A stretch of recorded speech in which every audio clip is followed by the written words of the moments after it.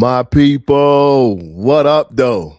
We back with another episode of All Black Men Need Therapy. My name is Chief. Yo, I'm Butterfly Soul, but you can call me Butta.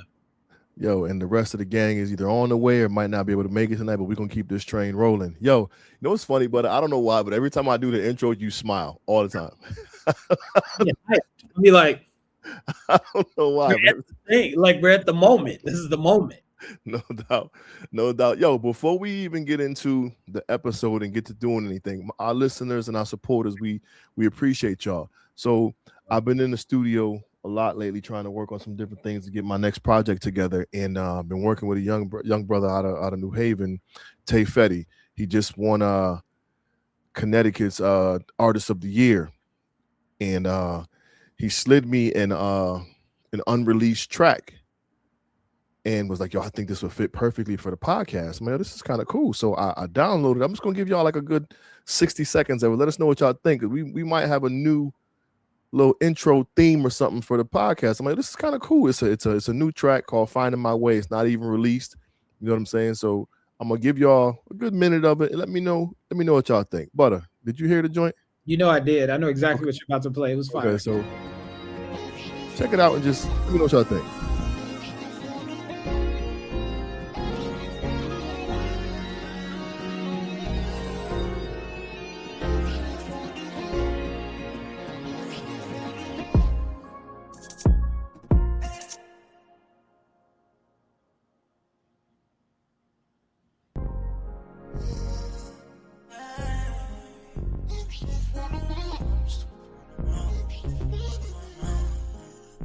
So heavy I could barely breathe. Tryna stay alive, need an MT. Still outside at the marquee. Life get crazy when you know me, shawty. She don't understand that's a long road. Young black man from a broken home, shawty. Everybody tell me that's how life goes. Everybody else got cheat codes, but I'm still finding my way. I'm still finding my way. I'm still finding my way. I'm still finding my way. Yeah. I'm still finding my way. I'm still finding my way back home. So it got a nice little bop to it, and he talking about some real life stuff, and he was, you know what I'm saying? Young black man from a broken home. Everybody else living with a cheat code, with both parents. Like it could, you know what I'm saying? It could tap into what we talking about. So I'm like, let me play it for the fellas and see what they think. So when P and Bell pop back up, most definitely is. And we could write something to it as well, but and we can get on the track. You know what I'm saying? And kind of just, you know what I mean? So I'm gonna run it by the fellas and see what they say. But I was like, Tay, you got one here, bro. This is cool, man. I think just based on what we are talking about today, I think the conversation is finding my way. Yeah, that could be, that could be it. That could definitely be it, man. So I think I got a couple different nuggets to talk about in regards to my check-in. So I'm gonna let you go first, Butter, man. So what it is, what it was, what it does, cuz check in, man. How you be? How you living? How you feeling? Man, honestly, I'm doing much better than I was when I wasn't. And it's been interesting. It's so funny. I feel like I'm in a holding pattern with God. Like, it's like everything was going good. Then I hit a wall. And it was one of those walls where I was like, I don't do this. And then having to be reminded of my own humanity was like, it was interesting. It was very interesting. So I'm grateful because things that I would have been distracted by had I been busy, I was able to look at and see. So I'm getting some real blessings coming my way. And as fast as I said that, I'm about to be ridiculously busy in March and April. But I think that's something about being an independent contractor, just figuring out things for yourself. And then, just this last, so my mom's birthday is the 19th. It's right off of Valentine's Day. And with the challenge of writing love poetry, somebody asked me to write a bunch of love poetry. So I've been trying to do my version of that. It's been an interesting time, right? I'm feeling good. I'm feeling grateful. And I've been outside a lot. Really? Side outside. Yeah, I've been doing a couple of thanks to Baron, Shout out to my Baron. best Tell friend Baron in I say what's up, man. North Philly. What's up? He was the person that really inspired me to start taking pictures of myself and in the clothes that I just generally just have in my closet. And it became something else. So I was able to do a couple of fashion events, but it was good to be in the room and people go, "Oh, I've seen you online," and I'm like, "Word, like that's a real thing," Yeah. because it didn't feel, real. And then of course, when Bell like dragged us across the internet with posting poetry, that that opened up something else. And so yeah, I'm just really, I know I say this a lot, but I mean it. I love y'all so much. And Love just you back, man. being a part of the podcast has changed my life in ways I can't even begin to understand. And I know there's so much more up the road. Yeah. So that's my check-in. What's up That's with what's you, up. G? That's what's up, man. I appreciate you, man. Like the podcast is doing the same for us both, man. Like I can't tell you the the amount of growth that I've seen within myself, and just I really pay attention to how I respond to situations now. Mhm. And it's just like y'all lucky we got all black men need therapy because I'd have flipped all this shit over a little while ago. You know what I'm saying? So it's just been it's been really really cool. And shout out to Belle for like really putting our feet to the fire and requesting that we get workout. So I literally been like the random thought poetry. Whatever pops in my head that day, I'll write a little note, and then after the podcast or in the evening, I'll write for like 15 minutes and then just give y'all that right there. So it be fresh stuff that just comes out, and it's like, yo, here it is. This is what you get, and it is what it is. But it's a way to challenge your pen, push your pen, and just be consistent in getting the art out. Yeah.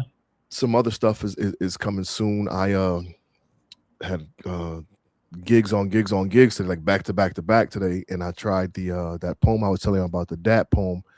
I turned it into a group piece for the poetry team. We tried it today, and it landed well, so it felt really really good. Good. My mother, my brother, my daughter, my brother's in town from Atlanta, so they all came and pulled up, so that was kind of cool. You dig what I'm saying? That felt good. But before I get to continue with my check-in, shout out to my man Steve. My man Steve works for me at the hospital. Steve's just a really, just a solid brother, like a Mhm. good dude. And his son was murdered. I don't remember when it was. It was last year at some point. I don't remember the time, but today is his son's birthday. He would have been 25 today, and I reached out to him, and he was just in really good spirits, and it was like that brother's as strong as I couldn't imagine to be, because he's like, yo, I'm just blessed, man. I'm really thankful, and he's in such a good space, and he's really taking the high road and being positive, and it's just like my life would be in shambles, dude. Like I couldn't even begin to tell you how, what I mean, the impact of losing a child would have on me. But he's just been real solid, and I just want to let the brother know I'm praying for him, man, and it's inspiring to watch you be so strong, bro. Um, Secondly, buddy, your boy drove to and fro Atlanta this weekend. Yeah, to and fro. When I tell you I'm tired, he say he tired, boss. He tired, boss. He said What? he tired, boss. So, Big Mama has had her little in and out the hospital, so we wanted to go and just get some time with her, because she 88 years old. She getting frail, you know what I'm saying, but she's still thriving, and it's like, yo, it was good to get down there. My cousin Nikki came with me and the girls, and my cousin gave her a little pedicure, and she was super happy about that, just to get her feet rubbed. The girls put the Vaseline on her legs, and got that little bit of time, and she just, y'all so pretty. Like, she get to see this. Now that's their great grandmother. You know Yeah. what I'm saying? So the girls got to spend time with their great grandmother, which was super awesome. Everybody left the house at some point to do something. I think they went to the store to get some food or whatever, and it was just me and her there. We threw on some Whitney Houston and was rocking out to Whitney Houston, watched the Temptations on TV, threw some gospel on, and it was just really good time to spend with my grandmother. You know what I'm saying? And she was pretty coherent. I mean, in and out of sleep, but she knew what was going on. She wake up and crack a little joke and smile, and it just felt good. You know what I'm saying? Because if she was in the hospital and I'm talking to her on her little iPad, and not knowing if she gonna make it out, and she got out, and she's home, and she's healthy, and it was just a really good time. So we left Thursday night at 9, got there Friday at like 2. Just could be stopped, taking our time, and then I had to sleep. I drove the whole way. My cousin got severe PTSD, so she don't drive on the highway. So I drove that whole way, but I was just exhausted. So I slept all night Friday. Got up Saturday, hung out, spent the day with my shorty. We laughed and had fun and ate, and it was cool. And then Sunday night at 8, we was back on the way home. Oh wow! Got home Monday at like noon, and it was just. The ride home was much better than the ride down there, but it was a lot, man. Your boy was just so I'm still catching up on it because you could probably see it in my face, like I need some sleep. But and then today, work in the morning and 2 gigs today, and it was a lot. But in Atlanta, I don't know if any writers are like this in any way, or artists, but I'm super particular about the journals I buy and the pencils I use to write in my journals. Like super particular. And my cousin, the last time I was in Atlanta, my cousin and I went to like 5 different stores to find this particular. I didn't know it existed, but I knew what I wanted. I wanted a hardcover journal with perforated pages and a pen holder in the spine of the book. That's what I wanted. I'm like, I don't want to tear the pages out of the book and ruin the whole book. I want to be able to pull pages out if I need to. I want a hardcover, and I want a pen holder in the spine. And I found one, and I bought it, and I smoked through it quickly. So I found it online again, and they only sold them in bulk. They didn't sell them by themselves. And I'm like, yo, I don't need 50 of these joints. Like, the minimum you could buy is 50. And I'm like, I don't need that. So the company's like, yeah, we'll send you a free sample. So I got that. Then I smoked through that one. I hit them up again. They sent me another one. I tried to get a third one. It's like, nigga, stop playing with us. Like, we done gave you 3 already. We gave you 3 of them. Right. So I went down and I found it. They had 2 left, and I bought those 2. So I got 2 new journals, and I ordered some more pencils today. And it's just like, it's when you got a fresh journal and and some new pencils, it's something about it. It does something to your creative spirits. For real. So this dude. So those of you watching, he's showing his special pencil in his journal. Be serious about this. Be serious. No, for real. Be serious about it. I ordered the pencils today, so they get here tomorrow. And when the pencils come, like, I don't know. I just feel like that's gonna just light a fire in me, because you get new journal, new pencils. It's time to create. Yeah. So I'm super excited about that, just to kind of get. Do you ever start in the middle of a journal and then not start in the middle, but you like get to the middle of a journal and then get a new journal and then start writing in the new journal? Do you ever do that? No. I like to exhaust as much space as I can in one, because it'd be stuff that I'd be thinking in my head that's in one journal, but it ain't. It's in the previous journal before, and I don't have it. So what I do is, in certain pieces, like there might be like 2 pieces in this current journal I'm using that I'm gonna rewrite in the new one, so I can have it for when I'm traveling and doing something, and so I can refer back to them pieces. So I have that. Crazy. I can type my poems now more, like I can get on but when it comes to my journals, it's more about like emotion or prayers, like it's that. And it's so funny because I'm slowly getting back to writing my poetry. Everything is written for me. I don't like it always goes in the journal first, and then here's my thing now. So it goes in my journal, and then I talk to text. I'll send it to myself in an email, then copy and paste, put it in a note file, and then store it in my joint. You know what I'm saying? Or But that's a good way to remember it. The way right. So I'll call it quick. Yep. So I'll talk to text into a Google Drive or something like that. So all my poems are in there. But yeah, so I just have to like something about that pencil and paper hit. And I write in pencil all the time too. I got these real fancy pencils that look like pens. Not this one, y'all. But they look like pens. So it just. Can I see one of them? Huh? What do they look like? You got any with you? Yeah. Show us one. Well, this is. I ordered a new one today, but the one I have now. I just want to know what I'm ordering. Like, go ahead. No, but the one I ordered today are thinner, because the ones I use now, they don't fit in the spiral binding of my book. Okay. Because it's too thick, so it kind of pisses me off. But So this is my journal. It's called the Ecolo Rhythm Journal. You see how it has like this one has like the little pen in the binding, but the pen that I write with, it's a Pentel Twist Erase. So when you twist that joint, see the eraser. That's clutch right there, bro. That's very much clutch. That's very, you know what I'm saying? So you twist it and the eraser, comes out, whatever, but it doesn't fit. I would have to force it in the binding of the book. So the joint I got now is a little thinner and it fit right in there and it got the pencil on there. So we good to go. But yeah, man, this is what I use now. And I love it. I love the pencil, but I'm gonna try to see if these other ones really work, man. But yeah, so that's like we talked about 5 minutes about this pen and journal. Like I'm dead serious. There's something about a sharpened pencil. If I don't have there's something about a nicely sharpened pencil that's like, this is it. I'm all set right now. Like I get excited. I'm that way with gel pens. Like I need I have a certain type of, like, this is one of my favorites. Like one of my favorite gel pens. Like I like the gel. Oh yeah.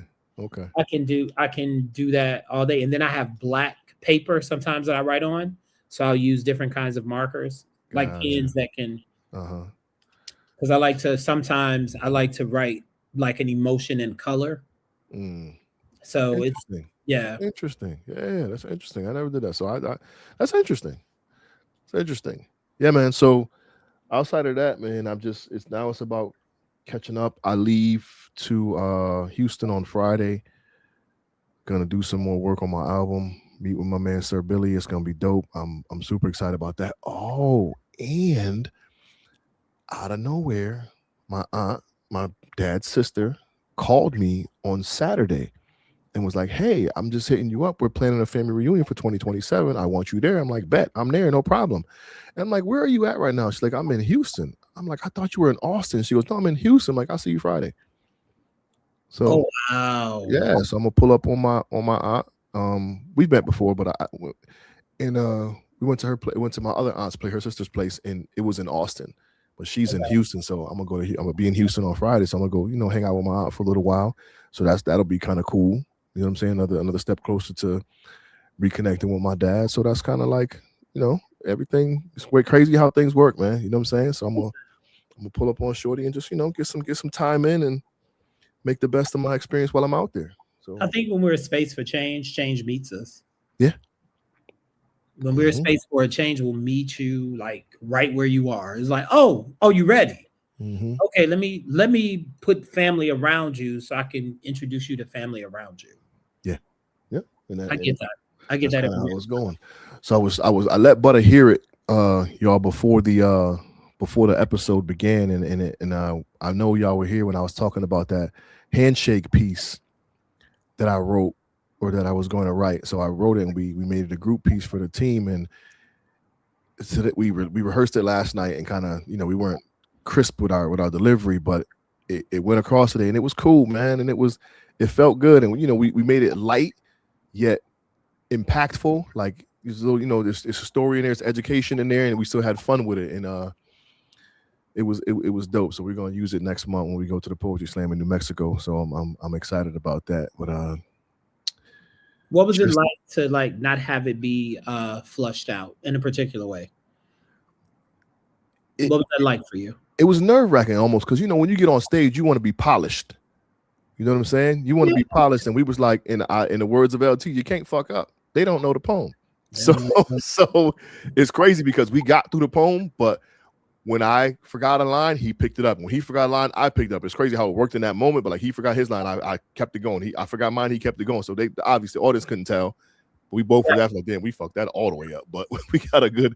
It went across well, man. And it was just the conversation is about the handshake and the hug and how they're both important. So I'll give you a small snippet, like chest to chest.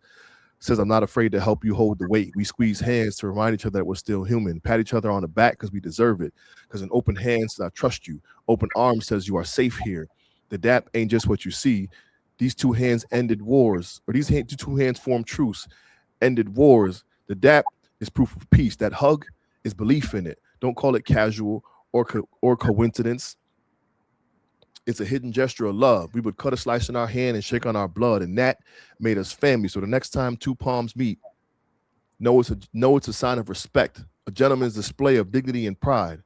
And when this poem is over, I want all my niggas to give me 5. And then we plap plap on the black hand side. The people was like, yeah.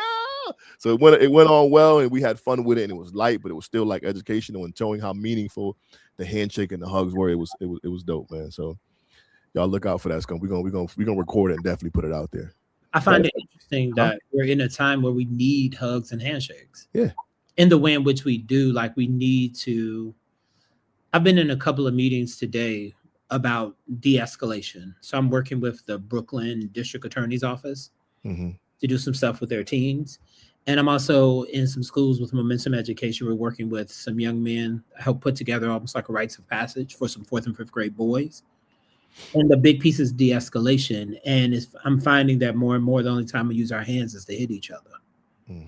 Like we're missing the dap. We're missing the hug. And I think that piece is I think the piece is so important, man. Yeah, so it's crazy because there's a line in there and it says it starts with a shake, but too soft feels like insecurity, too firm feels like intimidation. So we meet in the middle to create trust. This is how men learn tenderness while holding masculinity, and we're holding hands in the middle of the piece. I'm like, it just landed very, very well with the people. You know what I'm saying? Very, very well. So yeah. You all were intentional about loving on them while loving on yourselves. That's powerful. Yep. So it was pretty dope. So we're gonna fine tune it and get it tight. So when we get to New Mexico, we can deliver it strong. But I think it's gonna land very, very well. I'm thinking we should just record it and just drop it for Black History Month. One of them, just throw it out there before we even get to the slam. You're about to go to the studio, find some good music. Yeah. That's not crazy expensive. And like put it out there. Yeah, I think it's gonna be cool. Yeah, I think that's gonna be fire. I think that's gonna be cool. That might be the new anthem. What if that's the new movement? Hey man, handshake or a hug. Like, what if that's the new movement? You never know. The director brain just went off. Now I see the video where people are like, "Never mind." Yeah, y'all, welcome back. That's how the artist brain works, man. It's on a whole other page. Yeah. Oh, we should do this. Get your videographer down there. We can make this happen. Do you find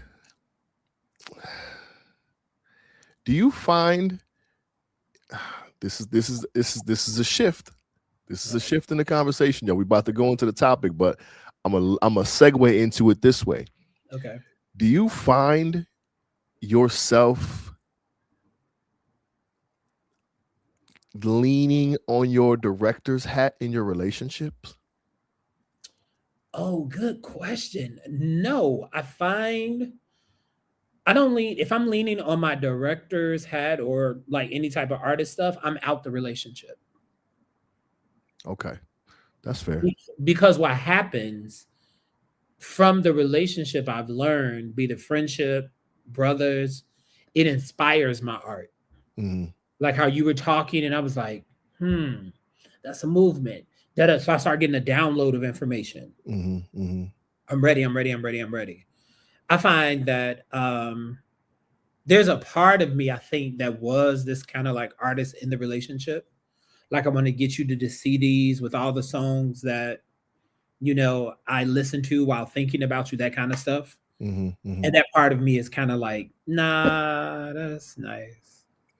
Right? It's like when all the Black love stories left the theater, it's like it left me too. It was like, well, there was that. So we talked about it several times, and Bell has this thing where he's like, you can't coach your spouse. You know what I'm saying? And I feel like you are very good at coaching and ultimately bringing the best out of people.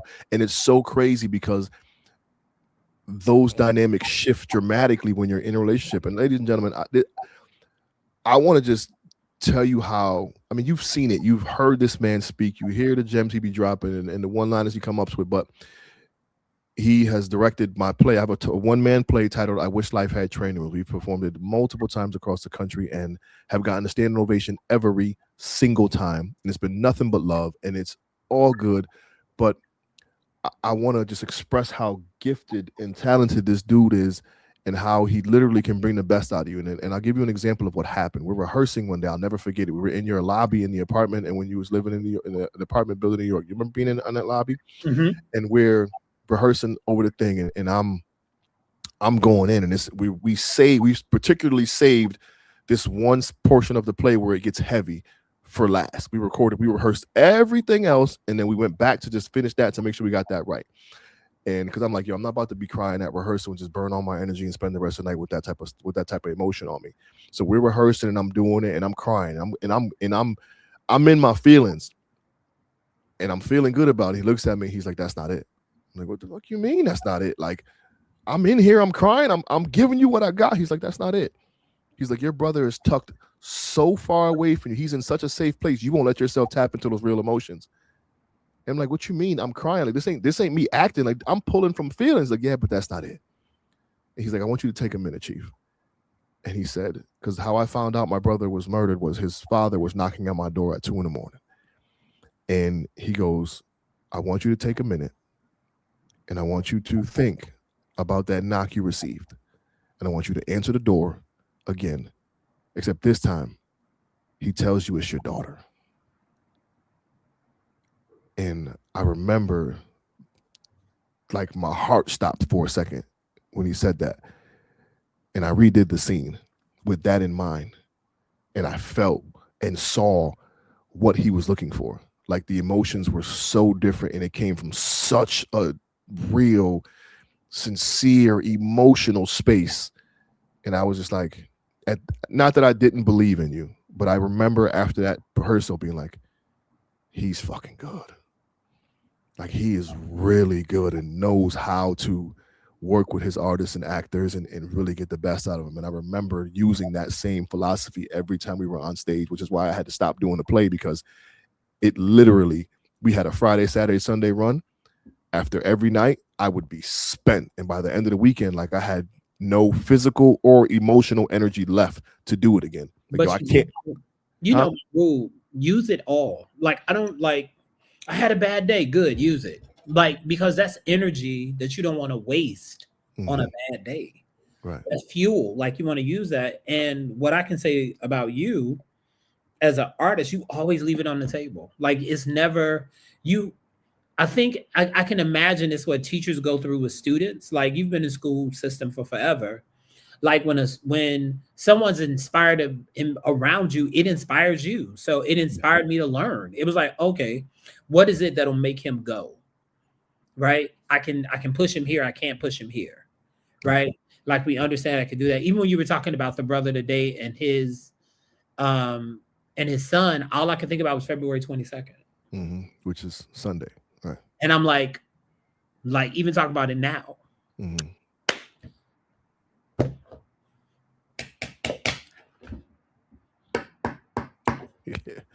Yeah. It's but that's crazy. That play remained fresh every time we did it. It was never a time I was like, oh Lord, here we go. It just remained. It was the way you not only told the story, it was afterwards being able to identify people in the audience that know the story. Yeah. But it was actually the way you told it. And then the way you honored not just your brother, but your family. Yeah. Like how you honored them and woke them up to, like, this is about all of us. Yeah. Right. Like, listening to you, like, I wonder where that drive is going to show up in your work. You know what I'm saying? Like, this drive to Atlanta, so, like, have the detail of Vaseline. Like, I can see the girls like, hey, what you don't know is that my nieces did that for my mom before she passed. Gave her a pat, and I got pictures of them together. So you telling that, and my mom's birthday is on the 19th. So having you tell that story was just like, but even now, even going back and visiting that, I remember having some trepidation about saying that, but recognizing that I knew you didn't want to cheat the people that you were looking to serve with your work. And I was like, I can't cheat you. Right. So we had to get there together and go. For me, I was like, what did we just unlock? Like, I left that experience like, And then the night of the show, there was not a dry eye in the building. And that's a fact, y'all. And it was, again, What? and the cool part about it was, this conversation is gonna dance all over the place, but I want to just throw a gem at y'all and say, believe in yourself. If you're passionate about something, like, just dive into it. I say that because he just said there wasn't a dry eye in the room, and I want to express to y'all, I workshopped my play at like 5 different theaters, and they all told me no and said it wouldn't work on stage. So I rented my own theater and put up my own production, 374 seats a night in a sold out weekend, my first time, every single night. Packed room, not a dry eye in the room. Facebook flooded with comments about how great the show was and so on and so forth. And it was just, it was a feel-good thing for us, for me and for us, because they told me it wouldn't work. They told me they didn't want to use their theater to put my production up. And I did it on my own. And Butta did the sound and the lights. And you know what I'm saying? We didn't have all the text behind it. We made it work. My family was at the door.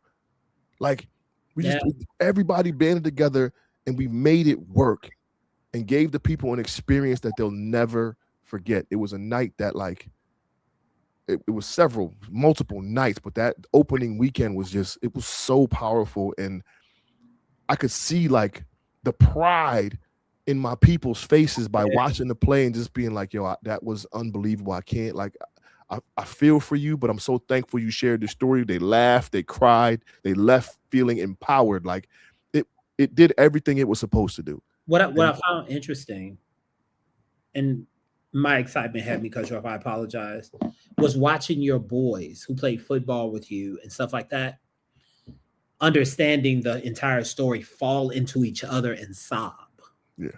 They're there with their ladies. Their ladies are rubbing their backs, but they seen their brothers and was like, it was almost like, we still here. Like, we have each other. Mm-hmm. Right. And, you know, Julian wasn't just your brother. Right. He had other brothers. Mm-hmm. And that's what, for me, it was like, what? Yeah. It was powerful. So what?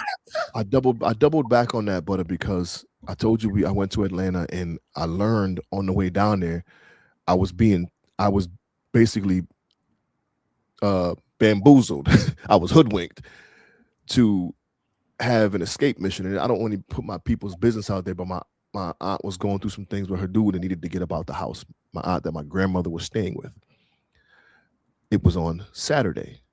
Saturday was the day after her son's birthday, who died. His birthday was the 13th. He passed away on the 14th, Valentine's Day. So on the 14th, she is going through the 6-year anniversary of her son's passing, moving out of a toxic relationship into a new home. And so I can imagine the level of stress and just anxiety that's riddled her body. And she smiled. And she bonded with family, and she was in good spirits. And it's just like, there ain't much stronger on the planet than a Black woman. Not much stronger, but I find it interesting. There's nothing stronger than a Black woman. It was not reaching over at 3 a.m. and I realize you're touching God. I heard a great man say. Mm-hmm. That, like, you have to understand that. But I also feel like, too, it's something about when love picks you up to take you to love. Yeah. Like, that whole journey, like, it makes me think about, like, the Green Book. You know, like, you're like, this is the safest way to get to love. Like, call this conductor, he's gonna get you, like, there. As though it's that kind of thing where when grief has no place to go, and then people want you to be over it or get over it. And I remember, like, phone calls from investigators with you and stuff like that, and that kind of thing happening and bringing clarity where there were question marks and, like, putting, piercing exclamation points. But even listening in this moment, I got that you got her strength, but I also want you to get your shoulders. right? I want you to get your intentionality of your shoulders, because you executed love in such a way that, regardless, I'm gonna say it the way Mama never used to say, irregardless of what's going on in your life, you made time, right, to like sow love into her time and stuff like that. And even honoring their relationship, even in this moment, by honoring their relationship, and go, sometimes space, right, is the gift. Because we assume that close proximity, you need to talk to me now. No, give me what I need so that I can, because right now I'm choosing to love you by not being disrespectful. And I think that's just as strong and powerful when you're smart enough to go, we need to take a trip. Yeah. And you didn't know at the time that the trip was also for you. That's what love does. Mm-hmm. Love is contagious. And I really feel like even listen to you talk in this moment about the work that you've done, the gift of the compliment that you've given me, given where I am in my life around, like, who am I? What am I doing? Da da da da da. And hearing that so clearly, like, um in my soul, it was like, oh wow, I remember him. So that's the beautiful thing.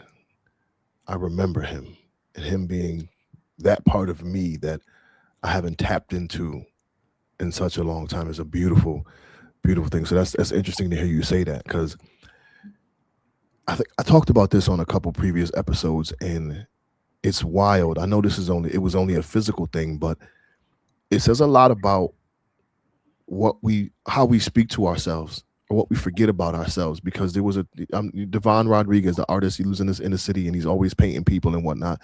I don't know if you were on this episode, but he had an experiment he did where he asked a person in the subway to describe someone else. And he asked them to describe themselves, and they would then describe themselves, and he would paint a picture of them draw the picture based on how they describe themselves. And then someone else would describe them, and the picture would be two completely different pictures. The way we described ourselves was dark and gloomy and blah blah blah, and the next picture was bright and lovely and vibrant. And I don't know, I believe you know this, but I think you have a tendency to continue to strive to push people, and it may go without being acknowledged and taking the time to pat yourself on the back, but I am certain there are a plethora of people whose lives are better, whose lives are more meaningful, whose lives exist because of what you've poured into them. And I'm not even sure that you see how people view you. Brother, I didn't expect to go here, and I've told you 1,000,001 different times, but my strength, my peace, my artistry, my faith, my parenting, my brotherhood, my sonship, if you will, have been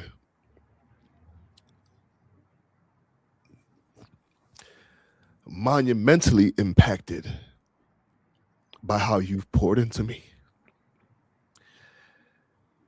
And I don't know if I've ever said those exact words to you. And we've gone, 4 months without sincere conversations. Mm-hmm. But dude,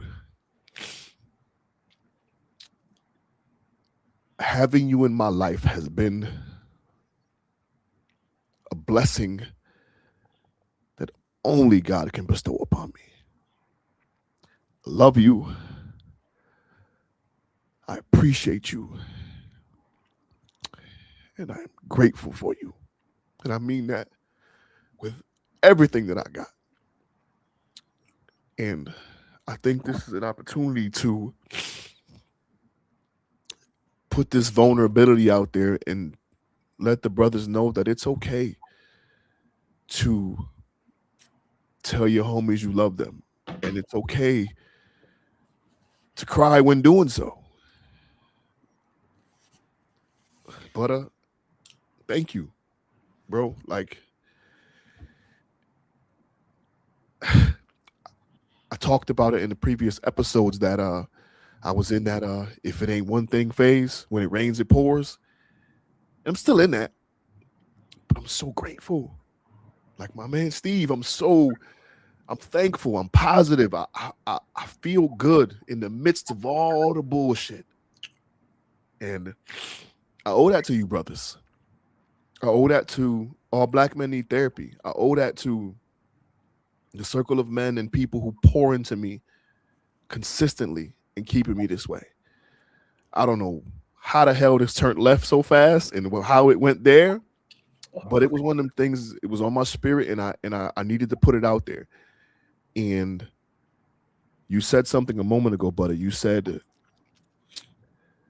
I don't even know if you realize you said it in this conversation. The topic of today's conversation had nothing to do with what we're talking about right now, but you said something. You said, when grief has no place to go. What do we do with it? Yeah, like I think that I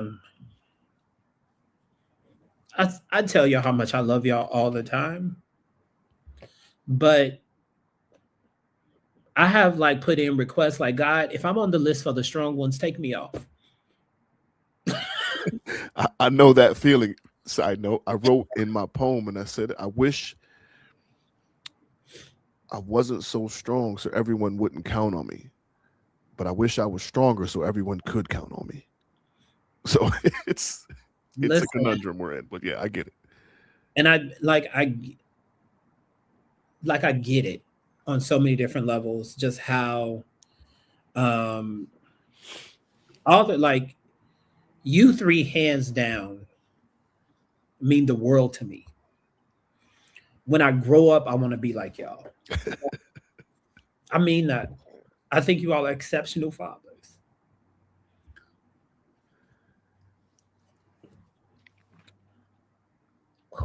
The little boy in me gets healed when y'all talk about y'all children, your daughters, your sons. That little boy in me gets so much love. I was at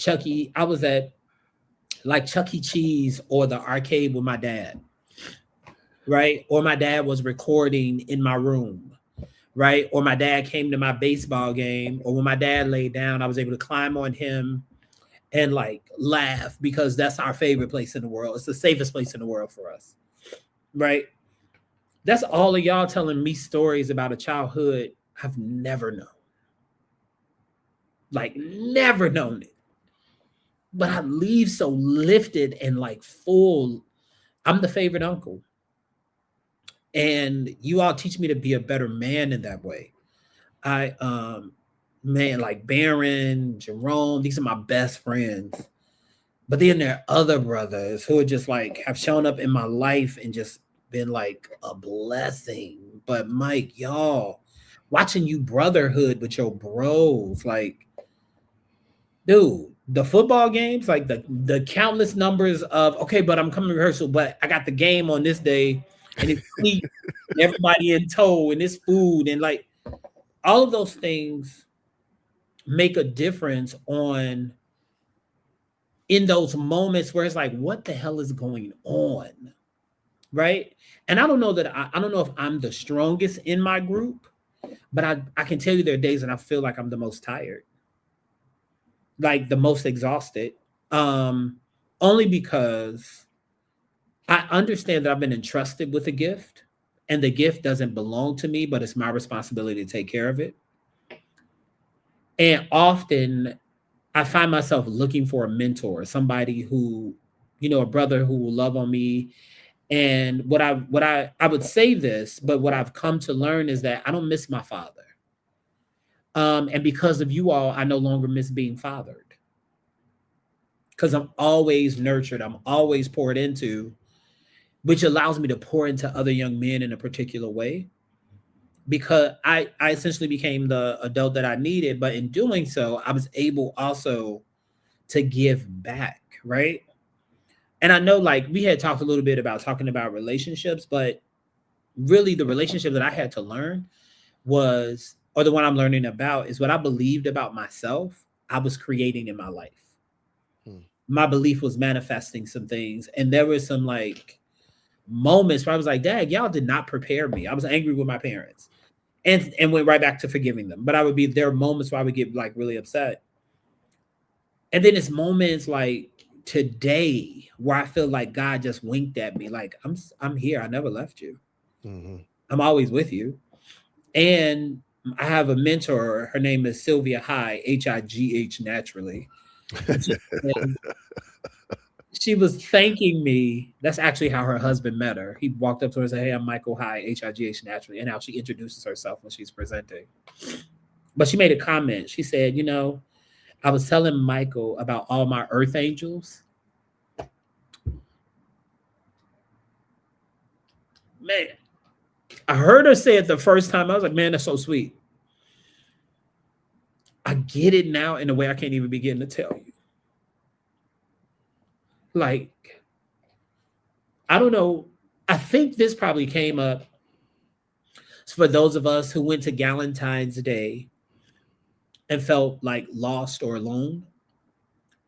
For those of us who may be in this part of the holidays, that you have that lingering stuff after Christmas or right after New Year's, and it might show up in less funds because you've loved on people financially, or you did it quietly, whatever that was for you. um I think it's important to tell the people who you love that you love them, but I think it's also just as important to acknowledge loving yourself, because it's easy to forget, because you'll have all the stuff and people will call on you. And I'm not a victim to my calls, I'm a volunteer. What I had to get better at was removing my need to be needed. I had to not, if I didn't want to be counted on, I just needed to remove myself from the count. Mm-hmm. But because of how we've been designed, we're going to be counted on. Right. And given how our life is, we can be counted on. Right? Now I got stuff in my life that absolutely does not work. It don't work. But I got a whole lot that does. Until like there's no more breath in my body, I'm gonna always serve people. I'll never be a servant to people, but I'll always serve people. Mm-hmm. But I feel like if I was in some type of car that needed fuel, I feel like I've just been fueled. I feel like my battery has been changed, tires have been rotated. Like I feel like I can get back on the road. And I had just prayed earlier before getting on before getting on with you. I was like, God, I need a new fire, and I want my hustle back. I want that hustle that I would walk in the room and be like, if I get on stage, y'all got a problem. I would never say it out loud, Mm-hmm. but that's how I approached every microphone. Mm-hmm. I had a beautiful experience. I went to go support Jive Poetic and Rico, and they were DJing a set. It was something. It was a piece curated by Mahogany Brown and some other great poets, and it was a night where these poets are writers, and they got on stage. And when I tell you, I got checked so hard because I was trying to find a poem to read because everybody was reading the poem, and I couldn't find it at the time. So I end up getting up and doing a poem, much like the day you said you had today. Did the poem, and then I was like, I got so much new poetry in my thing that I haven't been doing.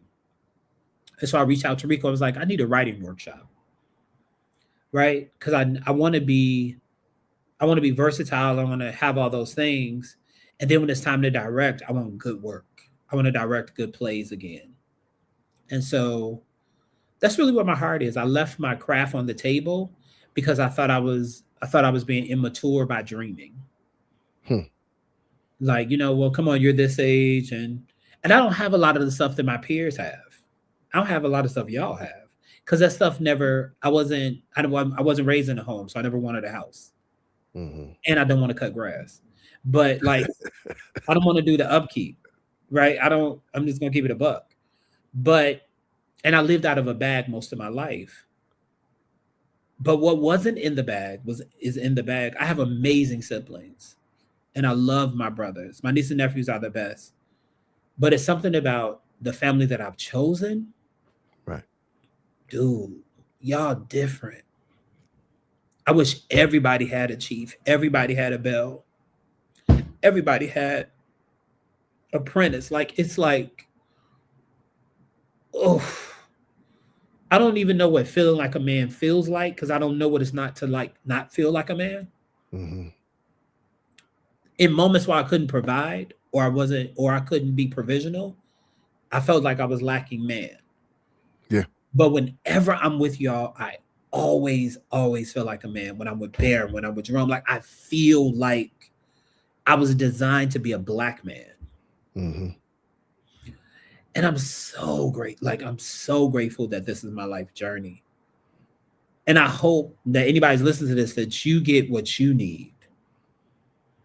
Like when we're talking about giving people hug, what you all just felt was Michael giving me a hug. Yeah. It's I needed Chief to hug me. And again, y'all, we had we had a whole treatment for y'all about relationships and online dating. It didn't go close. It didn't go close to that conversation. But this is what happens when men allow themselves to be vulnerable and really, and I know this is going to sound, I guess, cheesy or whatever, but when you allow yourself to be vulnerable and let God speak through you, this is what happens. It takes you to places you probably didn't expect to go, but you can sit in that space. I promise you, when I first started this podcast, I would have caught myself and not let a tear fall, like I'll tell you offline or something like that. But to be able to just sit here in this vulnerability, let that shit out, and pray to God that when it comes out, somebody pulls something from the conversation we had and emulates that type of communication, love, adoration, and respect, and give it to someone you care about. Yeah. I can't even. It's crazy because as much as when I gave you my check-in, I gave you all the things that took place this weekend. And in the back of my mind, the whole time, I'm just watching my aunt, wondering how is she capable of being so strong in the middle of, I mean, she's moving out, essentially getting a divorce on and moving out of her place on the anniversary of her son's death and moving into her daughter's basement with her mother, with her elderly mother, and it's all smiles. And it's all positivity, and it's hella jokes. She's definitely my funniest aunt. Like, just, and it was just like, yo, I didn't tell her this, but I might cut this up and send it to her. Auntie, I love you, and I'm proud of you, and I admire your strength and resilience because you showed me a side of you this weekend that I'm capable of being strong for everybody else. I honestly don't know how you and my mom and my man Steve and people who have lost a child, I don't know how y'all do it. I don't. And to watch you do it with such grace and faith, it's commendable. It's astonishing to see it happening in real time with consistency. And I applaud you for it because I just don't, I couldn't imagine. And for those listening, like, if you know someone who's lost an immediate family member or a child, you can empathize with them, but you have no idea what that feels like. You don't know until you go through it. And I haven't lost a child. He was my brother, but even in imagining how much that would hurt, it still wouldn't, it doesn't resonate with how it really feels. And to my mom and my aunt and my man Steve and those people, like, Godspeed, because I've got through a lot of stuff in my life, but I just don't know how I would be able to do that. So shout out to y'all for being strong, I guess. Michael, dude, you also showed your auntie that men still show up for her. Yeah. Your Guess so. auntie that men love her. You also showed Steve that brothers are out here, right? Still looking to be your brother in the loss of your son. You're there. Like everything that you shared, you're a credible witness to. This is not stuff you're hearing different than our listeners. Like this isn't stuff you're hearing. You had a front seat at all of it. Like none of this is for anybody else, it might be, history, right? At best. For you, it's current events. So thank God. Also, I'm thanking God for you. And I want you to hear me saying thank you to you for folks who may not in the moment be able to muster thank you. But thank you for showing up. You reached out to him, you called him, he was smiling. Even in the midst of all you just shared. Mm-hmm. You're coming up on a tough anniversary, not your child. But childlike in the way in which you in the way in which you take care of your brothers. Mm-hmm. Right? So there's so much. And you want to talk about strong, dog? You come from them. That's fair. It didn't miss you. That's fair. But we get to now, let me be clear. We get to acknowledge them. Yeah, But absolutely. I will offer from my vantage as your credible witness, it didn't miss you. You just can't birth children. Right. You know how to make them though, guys. Damn. No, but anyway. You can't birth children. But what also comes with being a woman in these Americas, which is why discourse in your family don't make sense to you. Because you, more than I think you even give yourself credit for, you understand that y'all are all y'all got. Yeah. And you take that very, very personal. Yeah, to that, and that's a good point. So to that discourse going on in my family, I know a lot of y'all watch this. I don't like it, and I know we got our pride and we got all that shit, but we all we got. It's time we put that shit to the side and let's rebuild this bond for real. So if y'all listening, I'm talking to you. Please put your pride to the side and reach out to the people, and let's mend these wounds, because I need y'all and we need us.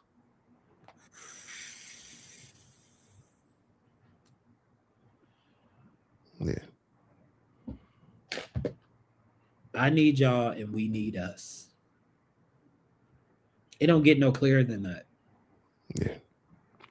It don't get no clear. It don't get, and thank you for constantly reaching for your family, man.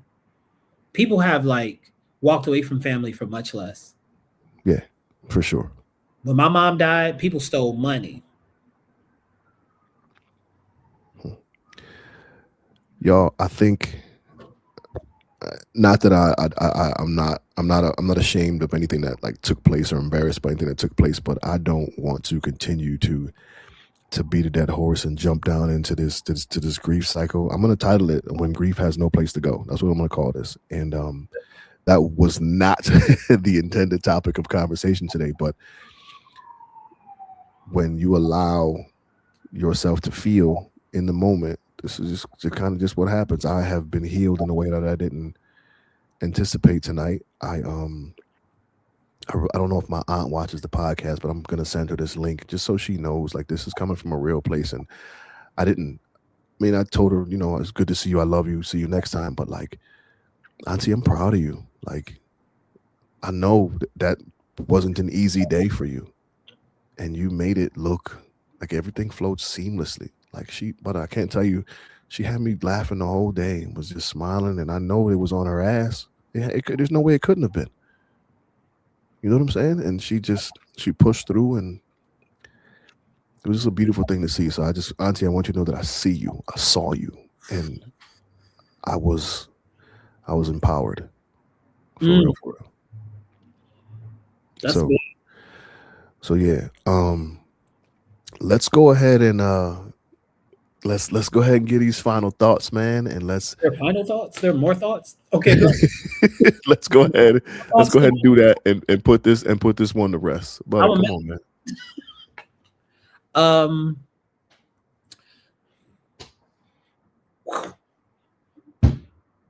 Ooh, okay. Um. I'm grateful for the gifts that I get to call family and friends.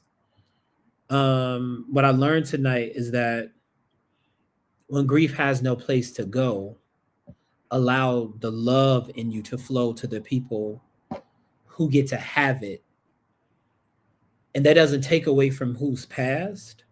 It's really honoring them by sharing that love with other folks as well. And I just want to encourage you, right? Don't wait to tell the people in your life how you feel about them. Um, you never know what people are going through. And just a message from you can heal. That's all I got.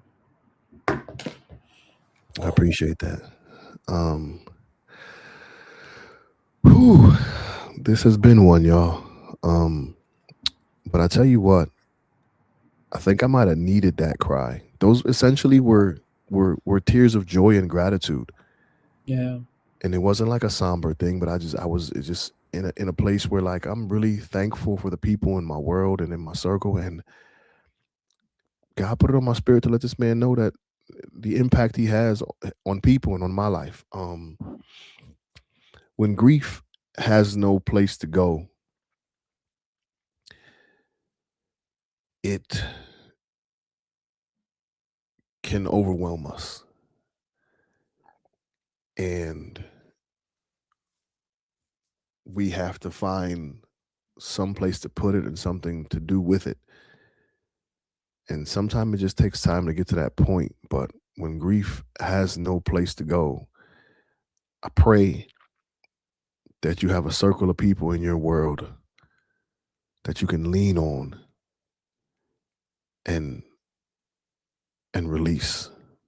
Sometimes it doesn't require you to say a word.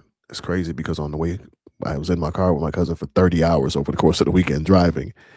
And she reminded me of a time when my brother passed and I just went to her house and laid in her lap and cried. I do not remember that, but she was like, "Yeah, I didn't say anything to you. You just came in, laid down, and I just rubbed your shoulder."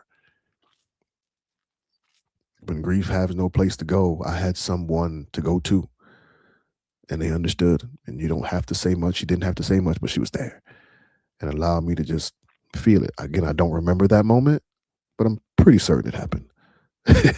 And I'm thankful for it. And I think in true final thought fashion, what was done in this episode was a display of gratitude and thankfulness. And I implore all of you to take a page out of this storied episode right here and use it to show your people you care and to show them they mean something, even if you're mad at them, even if you don't expect to talk to them anymore, even if y'all on a timeout, a hiatus, whatever you want to call it. Put it in the air and be like, I love you and I'm grateful and I'm thankful, because we don't know how much time is left. And you got to live with that saying, would you rather have said something and regretted it, or have not said something and regretted it? So just keep that in mind. We appreciate y'all, yo. More than I'm y'all. huh? I said more than they know. Yeah, word. So thank y'all for continuing to support us, man. I promise you, this podcast is gonna reach new levels very, very, very, very soon. We're doing some good things. It's gonna reach new levels. You're gonna see our faces more. in different spaces and having having different conversations and really making it a point to heal black men all over the world. And again, we believe everybody needs therapy. We just happen to be black men. So let's keep this train rolling in the spirit of healing, in the spirit of growth. And let us hear some good stories from y'all, man. Hit us up, please. Shoot us an email, allblackmenneedtherapy@gmail.com. Slide in the DMs at All Black Men Need Therapy on all platforms. Let us know how you feel. Let us know what you think of the podcast. Let us know what you want us to talk about. Like, we are here for us, but would love to be able to accommodate y'all and invite y'all into the conversation. We're gonna go live. I'm gonna go live soon, and I'm gonna make it a point to do it for like 2 weeks straight. I believe I'm gonna double check, but I know like this mental health month or like something is coming up real soon, and I just want to go live. And we have with this platform, we can invite people. Literally, I can put the code in the chat. You can click the link and you can join the conversation. But I think that's going to open a door to allowing dudes to be vulnerable. We've taken an approach where men are scared of that therapy couch. So this is kind of how we ease us towards that way. And by just joining these conversations, you might feel more empowered to let some of that stuff off your chest and help yourselves heal, man. All black men do need therapy. How we go about it doesn't always mean we have to be in the office to make it happen. We got a voice line, y'all. 860-410-6160. 860-410-6160. We created this podcast to make a safe space for black men to openly engage in conversations surrounding their mental health.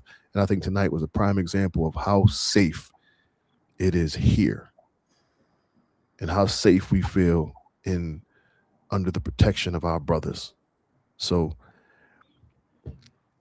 we appreciate y'all. We thank y'all. We love y'all. And it is, I promise y'all, it is only going to get better from here. Love y'all. So, per usual, man, do us all a favor and hug a black man today